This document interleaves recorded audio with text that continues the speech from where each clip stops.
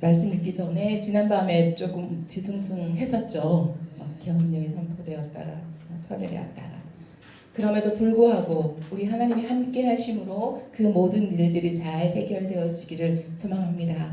네. 자세한 내용은 저도 100%잘 모르지만 읽어봤는데도 잘 이해가 안 됐었어요. 그럼에도 이 나라의 민족이 하나님 품 안에서 안정되기를 간절히 소망합니다.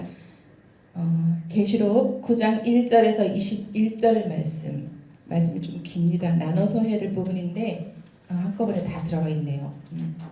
1절부터 한 절씩 번갈아 가면서 읽겠습니다. 교독하시겠습니다. 다섯째 천사가 나팔을 불매 내가 보니 하늘에서 땅에 떨어진 별 하나가 있는데 그가 무저갱의 열쇠를 받았더라.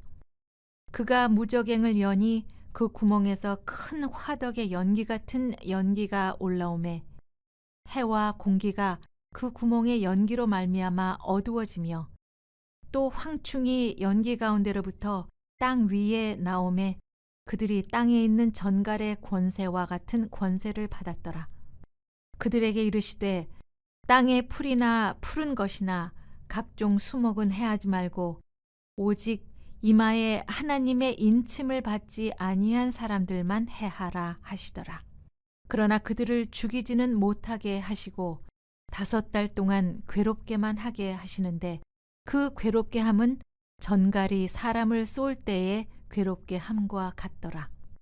그날에는 사람들이 죽기를 구하여도 죽지 못하고 죽고 싶으나 죽음이 그들을 피하리로다. 황충들의 모양은 전쟁을 위하여 준비한 말들 같고 그 머리에 금 같은 관 비슷한 것을 썼으며 그 얼굴은 사람의 얼굴 같고 또 여자의 머리털 같은 머리털이 있고 그 이빨은 사자의 이빨 같으며 또 철 호심경 같은 호심경이 있고 그 날개들의 소리는 병거와 많은 말들이 전쟁터로 달려 들어가는 소리 같으며 또 전갈과 같은 꼬리와 쏘는 살이 있어 그 꼬리에는 5달 동안 사람들을 해하는 권세가 있더라. 그들에게 왕이 있으니 무저갱의 사자라. 히브리어로는 그 이름이 아바돈이요 헬라어로는 그 이름이 아볼루온이더라. 첫째 화는 지나갔으나 보라 아직도 이후에 화 둘이 이르리로다. 6째 천사가 나팔을 불매 내가 들으니 하나님 앞 금제단 4뿔에서 한 음성이 나서 나팔 가진 6째 천사에게 말하기를 큰 강 유브라데에 결박한 4천사를 놓아주라 하매 4천사가 놓였으니 그들은 그 년 월 일 시에 이르러 사람 3분의 1을 죽이기로 준비된 자들이더라. 마병대 수는 2만 만이니 내가 그들의 수를 들었노라. 이 같은 환상 가운데 그 말들과 그 위에 탄 자들을 보니 불빛과 자줏빛과 유황빛 호심경이 있고 또 말들의 머리는 사자 머리 같고 그 입에서는 불과 연기와 유황이 나오더라. 이 세 재앙 곧 자기들의 입에서 나오는 불과 연기와 유황으로 말미암아 사람 3분의 1이 죽임을 당하니라. 이 말들의 힘은 입과 꼬리에 있으니 꼬리는 뱀 같고 또 꼬리에 머리가 있어 이것으로 해하더라.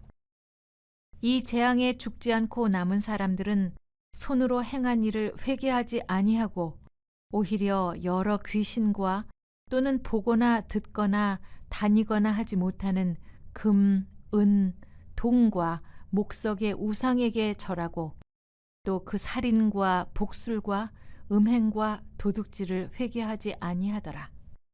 아멘. 네, 또 말씀을 쭉 화요일 어제 내용이 기억나시는지요? 어제 오셨죠? 네네. 오늘 나눌 말씀이 하늘 법정과 심판을 예언하는 계시록 이게 4장에서부터 16장까지 연결되는 장 중에 9장입니다. 심판날에 하나님이 보호하시는 사람들, 또 이마에 인침을 받은 14만 4천 이방인을, 이것은 숫자가 아니라 전체 백성을 그때 가장 많은 수로 표기한 것 같습니다. 정확한 숫자가 아니고 이방인을 포함한 하나님 백성 전체를 가리키고 있습니다. 요한계시록의 주제는 무엇일까요? 주제가 죽임당하시고 부활하신 어린 양.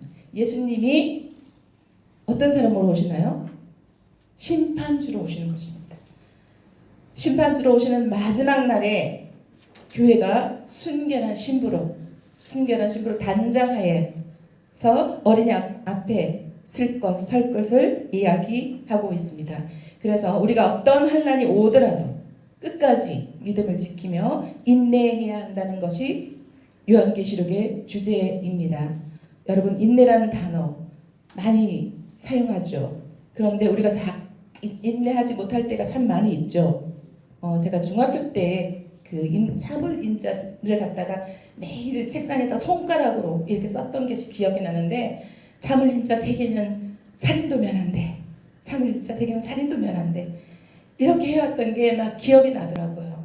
인내를 제가 정말 어렸을 때는 뭣도 모르고 10대, 20대를 견뎌나가고 30대까지 왔는데, 아이 낳고 30대가 지나니까 그때부터 다시 인내가 시작이 되는데, 정말 인내가 무엇인지 배워가는 33살부터 삶이었어요. 제가 33살 때 남편이 인도네시아 가서 20년 동안 떨어져 살았거든요. 1년에 2번씩 만나는 견우와 직녀의 삶을 살았는데, 그때부터 진짜 인내의 삶이 시작되었어요. 훈련이 시작되었던 때가 있었는데, 정말입니다. 여러분, 제가 너무 화가 나고 30대 막 혈기왕성하잖아요. 사람을 너무 괴롭히니까 정말 죽이고 싶은 마음까지 속에서 들더라고요. 정말 총만 있으면 딱 쏴 죽이고 싶은 그런 상황. 지금 절대 안 그러는데, 그때는 왜 그렇게 혈기가 강했는지 30대에. 근데요, 정말로 그 10대에 중학교 때 책상을 내리깔고 선생님이 설명을 하더라도 참을 인자가 막 써가면서 핵순도 있잖아요. 그게 있다가 보니까 3번을 쓰다 보니까 어느새 나 뭐 쓰고 있는 거지? 참을 인자가 익혀졌네? 이러면서 쓰고 있더라고요. 우리가 상황을 살아가면서 어려운 세대에 고난당하고 힘든 상황이 있을 때 하나님은 우리에게 인내를 요구하고 있습니다. 이 요한계시록이 우리에게 환난이 다가올 때, 고난이 다가올 때 위로와 소망을 주는 책입니다. 이단에서는 이 요한계시록을 가지고 겁을 주고 있죠. 막 그 단어가 막 황충이 나오고 어려운 단어들이 나오니까 겁박하는 그런 내용들이 있는데, 절대 그런 책이 아니고요. 이 책에서도 우리에게 위로와 소망을 주기 위하여서 이런 내용들이 나오고 있는데, 또 가장 중요한 것이 요한계시록 전체 중에 가장 핵심 구절이 있습니다. 이것은 여러분들이 반드시 외워야 됩니다. 요한계시록 1장 3절입니다. 1장 3절 혹시 펴져 있을까요? 또 황풍이 연기 가운데로부터 땅 위에 나오며 그들이 땅에 있는 정갈의 권세와 각종 권세를 받았더라. 네, 감사합니다. 1장 3절입니다. 찾으셨나요? 한 목소리로 한번 읽겠습니다. 시작. 이 예언의 말씀을 읽는 자와 그 가운데에 기록한 것을 지키는 자는 복이 있나니 때가 가까움이라. 그때가 왔다는 것입니다. 네네네. 이것이 요한계시록이 묵시문학이라고 하는데요. 이것은 이상이나 상징을 통해서 감추어진 하나님의 뜻을 설명하고 미래에 대한 위로와 소망을 주는 내용입니다. 이 묵시문학의 핵심이 종말이 온다는 것입니다. 그리고 구원을 이루어 주신다는 것입니다. 두 가지가 축을 이루고 있는데요. 오늘 심판의 내용이 7인의 심판과 7 나팔 심판, 7 대접 심판, 이 3가지가 계시록에 기록되어 있는데, 오늘 내용은 무슨 심판이죠? 불신자들을 향한 두려운 심판. 네, 불신자들을 향한 두려운 심판입니다. 근데 5째 심판이 바로 9장 1절에서 11절이 무정에게서 황충이 나와서 심판하는 내용이고, 9장 13절에서 21절 말씀은 6째 심판으로 4천사가 3분의 1을 죽이는 사건이 나옵니다. 사단은 가장 큰 대적입니다. 하나님의 능력에는 미치지 못하지만 큰 능력을 소유하고 있습니다. 그 능력이 얼마나 큰지 하나님의 보좌를 넘보기까지 합니다. 오늘 1절에 다섯째 천사가 나팔을 불매 내가 보니 하늘에서 땅에 떨어진 별 하나가 있는데 그가 무정에게 열쇠를 받았더라 합니다. 그러면 하늘에서 땅에 떨어진 별로 묘사된 사단이 열쇠를 무정에게 열고 그 안에 갇혀있던 자신들의 수와 세력을 풀어서 사람들을 헤아리려고 기록하고 있습니다. 이런 것을 볼 때 사단의 권세는 우리들의 힘으로 감당하기 어렵습니다. 감당하기 어려운 존재임에 틀림없습니다. 여러분, 사단이 여러분을 공격할 때 여러분이 스스로 이기려고 하면 안 됩니다. 성경은 우리를 사단에게서 피하거나 그에게 굴복하라고 가르치지 않지만 오히려 하나님께 복종하라고 이야기하고 있습니다. 하나님을 가까이 하라고 말씀하고 있습니다. 그러면 하나님께서 우리에게 힘을 주셔서 그 마귀를 대적할 수 있는 힘을 주신다는 것입니다. 야고보서 4장 7절에 마귀를 대적하라. 그리하면 너희를 피하리라고 했는데 우리 스스로 마귀를 대적하면 100% 집니다. 하나님을 의지하여야 합니다. 이때에 바로 복종이라는 단어가 제가 영어 단어를 찾아봤는데 서밋이라고 나와 있습니다. 이것은 하나님 앞에 항복하라는 것입니다. 그 복종이 우리가 두 손들과 하나님 앞에 항복하고 하나님의 힘을 의지할 때 그때 사단의 권세를 멸할 수 있는 힘을 주신다는 것입니다. 아멘. 그래서 여기서 무적행에서 열쇠를 받았더라. 무적행은 바로 그 나와 있죠. 생명의 삶에 나와 있는데 아비소스라고 나와 있는데 깊이를 알 수 없는 끝이 없는 동굴의 뜻을 가지고 있습니다. 여기서 받았더라는 것은 어떤 뜻일까요? 받았더라. 사단보다 더 큰 권세를 가진 분이 계시다는 것을 전제하고 있죠. 아무리 사단이 힘이 세다 할지라도 하나님 앞에서는 무력한 존재입니다. 천지 만물을 창조자여 절대 주권자이신 하나님이시죠. 오늘 요한계시록 9장 1절에서 12절 말씀에 다섯째와 여섯째 나팔 심판을 인간이 심판하는 내용인데 인간을 통해서 심판의 대상은 인침을 받지 않는 불신자들, 곧 사탄과 짐승의 인침을 받지 않는 자들입니다. 여기서 오늘 사탄이 바로 아바돈입니다. 히브리어로 아바돈이고 파멸의 장소입니다. 헬라어로는 아볼로온인데 아볼로온은 파괴자입니다. 바로 사단이 파괴자라는 것입니다. 여러분과 우리 삶에 개입해가지고 평화를 깨는 사람, 평화를 깨는 자가 사탄의 하수인의 삶을 살아간다는 것입니다.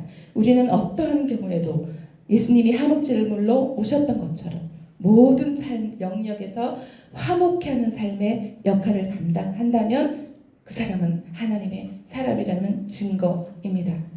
돌아다니며 분쟁을 일으키고 불화를 일으키는 사람은 사단이 그 사람을 가장 좋아합니다. 여러분은 누가 좋아하는 사람이 되어야 되겠습니까? 하나님이 좋아하는 사람이 되어야 합니다. 그래서 창세기 3장에 첫 사단이 등장하죠. 아담과 하와를 유혹해서 에덴의 동산에서 쫓겨나게 한 그 행복한 땅에서 먹고 마시고 노래하며 하나님을 찬양하며 기쁘고 즐거운 그 땅에서 쫓겨나도록 사단은 우리에게 날마다 술수를 부립니다. 아담과 하와가 쫓겨난 것처럼 계시록 20장 10절입니다. 또 그들을 미혹하는 마귀가 불과 유황못에 던져지니 거기는 그 짐승과 거짓 선지자도 있어 세세토록 밤낮 괴로움을 받으리라. 끊임없이 사단은 유혹을 합니다. 또한 9장 13절에서 21절의 여섯째 심판에 3분의 1이 죽임을 당하는데요. 이것은 불신자를 죽이는 심판입니다. 16절에 보면 마병대의 수가 몇만이죠? 2만만. 이 2만만이 바로 2억 명입니다. 어떻게 이 사단이 질서정연하게 우리 그리스도인들보다 더 질서정연해요. 이 사단이 다섯째 재앙보다 훨씬 더 위협적이며 파괴적이라는 것입니다. 우리는 사단이 이렇게 질서정연하게, 우리보다 더 질서정연한 사단이 우리를 공격하기 시작하면, 함정을 파기 시작하면 이 재앙으로 인해서 넘어질 수밖에 없다는 것입니다. 우상을 숭배하고 하나님을 신뢰하지 않는 불신자들은 결국 자신들이 섬기는 우상에 의해서 죽임을 당합니다. 그러므로 우리는 하나님께 굴복을 해야 하는 것입니다. 이 세상은 우리가 사람의 뒤에는 항상 뒤에 뭐가 있습니까? 보스가 있습니다. 지배하는, 누군가가 지배합니다. 사람은. 근데 우리는 이 땅에 살아가는 동안 사단의 지배를 받느냐, 하나님의 지배를 받느냐, 이 싸움입니다. 만약에 하나님의 지배를 받고 있지 않다면 사단의 지배를 받을 수밖에 없다는 역설이 나오고 있습니다. 여러분, 우리가 하나님의 지배를 받을 수 있는 유일한 길은 무엇입니까? 하나님의 말씀을 굳게 붙잡고 그 말씀대로 살아가는 것입니다. 아멘. 그래서 이 성령 충만을 받으라는 것은 그분의 지배를 받으라는 것입니다. 우리는 가끔 가다가 하나님의 지배 받지 않아서 파닥파닥거리고 있죠. 내 마음대로 살려고, 내 힘을 가지고 살려고. 물고기가 물 밖에 나오면 파닥파닥거리다가 끝내는 어떻게 되죠? 죽음을 맞습니다. 우리 인생도 마찬가지인 것입니다. 하나님을 벗어난 삶은 바로 그 물을 떠난 물고기처럼 파닥파닥 내 힘으로 안절부절 안간힘을 쓰고 그러다가 결국에는 쓰러집니다. 그러나 하나님을 의지하는 자는 물가에 심긴 나무가 되어서 그 복을, 하나님께서 주시는 만복을 누리면서 평안과 기쁨, 어떤 어려움과 상황에서도 평안을 잃지 않는 그런 삶을 살아가게 된다는 것입니다. 또한 우리는 하나님 앞에 나오는 그 자체가 산재물이기 때문에 산재물은 파닥파닥거리지 않고 자기 힘을 빼고 하나님의 힘을 의지하며 살아가는 것입니다. 예수 그리스도와 하나님과 동행하는 삶, 우리가 삶을 시작하신 분도 끝내시는 분도 하나님이시기 때문에 하나님을, 그 살아계신 하나님만을 의지하고 살아가야 하는 것입니다. 우리 참 예배의 대상이신 하나님, 그 하나님만을 의지하고 의뢰하는 여러분이 되었으면 좋겠습니다. 하나님의 사람들은 언제나 보호받고 보존받습니다. 하나님은 하나님의 사람들을, 하나님의 선지자들을 보호하고 보존하십니다. 어떤 경우에도 우리 손을 놓지 않으시고 우리 오른손을 잡고 동행하여 주시는 것입니다. 아멘. 세상에 어떤 사람들은 교회 안에 있으면서도 하나님의 말씀을 하찮게 여길 때가 있습니다. 이 말씀이 하찮게 여긴다는 그 뜻이 어디에 기록되어 있냐면 창세기 19장 14절에 기록되어 있습니다. 롯이 자녀들과 친인척들에게 이곳을 떠나자 했을 때 그들이 뭐라고 했습니까? 농담으로 했습니다. 그 농담이란 여겼다는 뜻이 바로 먼지를 털어버린다는 뜻. 뭐야 이거? 그러면서 바로 하찮게 여겼다는 것입니다. 그렇게 여기다가 끝내는 어떻게 됐습니까? 멸망 당했습니다. 죽음을 당했습니다. 우리가 하나님의 말씀을 하찮게 여기는 것이 불의한 행동이고 불신앙인 것입니다. 우리 삶에 하나님께서 말씀하여 주실 때 그 말씀이 들려지게 해달라고 간절함으로 부르짖어 기도하면 하나님과 대화하는 사람, 소통하는 사람 되는 것입니다. 제가 누구보다 하나님이 친해, 하나님은 나만 돌보셔, 나의 백그라운드야 자랑하고 다니지만 나만의 하나님이 아니라 여러분 모두의 하나님이신 것입니다. 여러분이 하나님을 붙잡을 때 힘을 주시고 우리의 백그라운드가 되어 주신다는 것입니다. 그 안에서 살아갈 때 우리는 기쁨과 평안과 많은 은혜를 누리며 다른 사람들이 또 흘려보낼 수 있는 그런 은혜의 삶을 살아갈 수 있다는 것입니다. 그 사람의 삶, 그분을 하나님께서는 축복하여 주시고 가는 걸음걸음마다 동행하여 주신다는 것입니다. 이 땅을 살아갈 때 우리는 음행하고 우상 숭배하고 음식을 위하여 살아가고 이러한 사람들의 기도를 들어주지 않는다는 말씀이 히브리서 12장 17절에 나와 있는데요. 제가 그 말씀을 읽어드릴게요. 이게 그 에서가 장자의 명분을 판 후에 망령된 행동을 했던 그 후에 주신 말씀이었습니다. 축복을 이어받으려고 눈물을 흘리며 구하되 버림받아 돼요. 버림받아 돼요. 회개할 기회를 얻지 못했던 것입니다. 여기 성경에 지금 5개월이라는 단 나와 있죠. 5개월 동안 기회를 주셨대요. 우리가 하나님은 사랑의 하나님이시고 끊임없이 기회를 주시지만 그 기회는 한시적이라는 것입니다. 내가 아무 때나 내 마음대로 막 살다가 죽기 직전에 회개하면 돼. 가끔가다 이런 사람이 있습니다. 죽기 직전에 회개하고 구원받은 사람 있지만 그렇게 하는 자체가 바로 망령된 행실인 것입니다. 그런 것을 따라가지 않고 우리가 우리에게 기회를 주실 때 주님 앞에 나와서 회개해야 한다는 것입니다. 회개는 바로 세상 가운데 살아가던 육신의 정욕과 안목의 정욕대로 살아가던 그곳에서 돌이켜 하나님 앞에 나와 하나님을 예배하는, 하나님을 기쁨으로 찾고 구하는 참된 예배자가 되라는 것입니다. 그 또한 물론 우리에게 주신 하나님께서는 우리에게 선물로 주신 믿음이지만 그 믿음조차도 우리 마음대로 할 수 없지만 하나님께서 우리를 찾아와 주실 때 그때 사랑하는 딸아, 사랑하는 아들아 말씀하실 때 하나님 앞에 나오는 그 사람에게 회개할 기회를 주신다는 것입니다. 여러분 그 기회를 놓치지 않았으면 좋겠습니다. 이 회개하지 않는 죄가 어떤 것이냐면 의롭게 되기를 거부하는 불의한 죄이고요. 하나님의 공의와 정의, 하나님의 뜻과 역사를 거스르는 불순종의 죄입니다. 또한 우리에게 하나님께서 능력과 은혜, 죄를 멸하시는 그 공의의 하나님인 것을 부정하는 사람, 하찮게 여기는 사람, 이 불신앙의 죄입니다. 하나님은 언제나 우리를 기다리고 계십니다. 그러나 그게 한시적이라는 것 반드시 기억하고 날마다 회개해야 하는 것입니다. 슈브라는 단어 들어보셨죠? 안 들어보셨나요? 슈브 히브리어인데 우리 한번 입술을 한번 표현해 보겠습니다. 슈브